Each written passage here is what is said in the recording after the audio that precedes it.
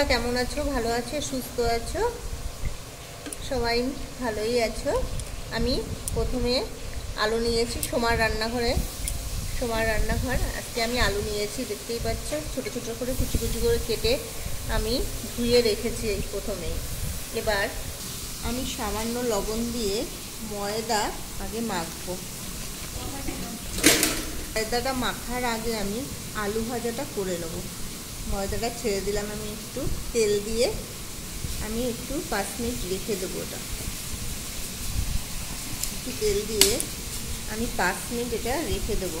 দেখতেই পাচ্ছ, তেল আর লবণ দিয়ে একটু 5 মিনিট রেখে দেবো। এই পাশে আমার আলু ভাজা কিন্তু বসালাম। এবার আমি চলো আবার তারপরে আমি অল্প অল্প জল দিয়ে আমি এই ময়দা নিয়েছি, এটাকে মাখবো। অল্প অল্প জল দিয়ে এটাকে আমি মাখছি, দেখতেই পাচ্ছ বন্ধুরা। আমি দুধটা দেখো এরকম করে আমি মেখে রেখে দিয়েছি। এবার কটা দেখো জোর নিয়েছি আর হিং নিয়েছি। এবার আমি আবার একটু এটাকে আমি আবার একটু মাখবো ভালো করে, বুঝতে পেরেছো? হাতে আর একটু তেল মাখিয়ে আমি মাখবো এটাকে। সামান্য একটু দেখো তেল নিয়েছি, তেল দিয়ে আমি আবার এটাকে মাখবো ভালো করে। আমি এটাকে হিং দিয়ে আর দিয়ে আমি এটাকে ভালো করে মেখে আমি 5 মিনিটের মধ্যে রেখে আমি দেখি এবার আলু ভাজাটা কেমন হয়েছে।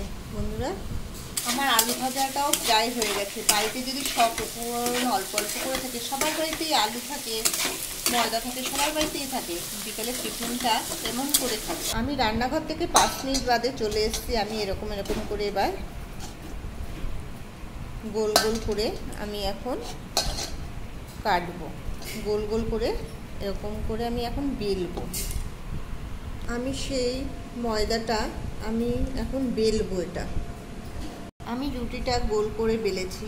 সবার বাড়িতে এরকম করে গেলে বা এরকম একটা ছোট গ্লাস বা কিছু নেবে, নেওয়ার পরে দেখো হামেশাই কেটে যাচ্ছে, গোল গোল হয়ে যাচ্ছে, দেখতেই পাচ্ছ। বিকালে সবার বাড়িতেই এমন খাবার পাওয়া যাবে, তাড়াতাড়িও হয়ে যায়। আমি সব গ্লাস কেটে রেখেছি, দেখতেই পাচ্ছ। এখনও অনেকটাই আছে গাবলাতে। আমি এই কটা আমাকে তোমাকে করে দেখাচ্ছি। আমি সেই হালকা করে দেখো সেই আলু ভেজে রেখেছি। আমি এর ভিতরে ধনের গুঁড়ো, পেঁয়াজ রসুনের মশলা আর শুকনো লঙ্কা কেটে রেখেছি আর ধনে পাতা। দেখো আমি সব এর ভিতরেই সেই আলুর ভিতরে মিক্স করে সবই দেবো, দেখতেই পাচ্ছ বন্ধুরা। এটাকে এখন মাখতে হবে। মেখে একটা সুন্দর ফ্লেভার গন্ধ আসছে, আমার খুবই ভালো লাগছে গন্ধটা।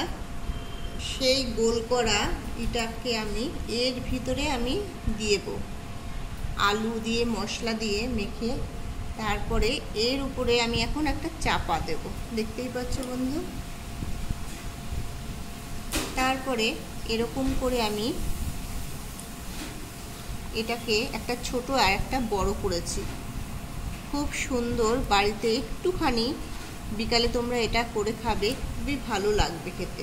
এর ভিতরে হিংটা দিয়ে আরও ফেভারিটটা গন্ধটা খুব সুন্দর লাগছে। আর এটা ভেজে যখন খাবে না, প্রচণ্ড টেস্ট লাগবে। এটা আমি লম্বা করেছি, এটাও আবার পেটিসও হয়ে যায়। হ্যাঁ, এটাও আবার পেটিস হয়ে যায়। দেখো লম্বা করে আমি দু রকমই করে তোমাদের দেখাবো। সন্ধ্যার সময় খেতে ছেলেমেয়েরা প্রচণ্ড খেতে ভালোবাসবে। আমার তেল গরম হয়ে গেছে। আমি এখন আস্তে মিডিয়াম হিসে আমি ছেড়ে দিলাম।